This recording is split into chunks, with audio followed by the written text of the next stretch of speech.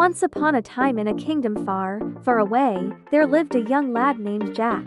And Jack had a mother who was very, very poor. They were so poor that they didn't even have enough money to buy food for themselves. One day, Jack's mother said to him, "Oh, my poor Jack, we don't even have enough money to buy food. So why don't you go out into the forest and chop some wood for me? We can then sell the wood in the market and use the money to buy food." So Jack went out into the forest to chop some wood. But as he was chopping the wood, he heard a voice that said, "Hey, are you gonna chop down my tree?" Jack turned around and saw a huge beanstalk that stretched all the way up into the clouds. And at the top of the beanstalk, he saw a beautiful castle.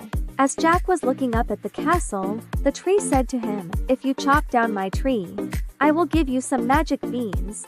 Jack thought to himself, magic beans. I wonder what they look like. And as the tree was falling down, Jack quickly put the beans into his pocket. Then he ran as fast as he could all the way home. When Jack got home, he proudly showed the beans to his mother. But when his mother saw the beans, she threw them out the window and cried by the fire. "Oh, my poor Jack," she said, "you sold our wood for magic beans. What a foolish thing to do."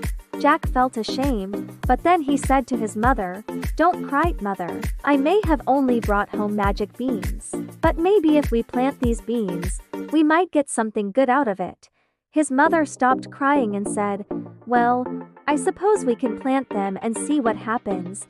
So they planted the beans in the ground and watered them every day. And after 3 weeks, the most amazing thing happened. The beans had sprouted into a huge beanstalk that stretched all the way up into the clouds. And at the top of the beanstalk, they saw a beautiful castle. At that moment, Jack knew that this was the same beanstalk that he had seen in the forest, and that meant that inside that castle, there was a giant who was very, very angry because Jack had chopped down his tree. So now we have to run away from the giant before he finds us and eats us. But where should we go? Oh, I know.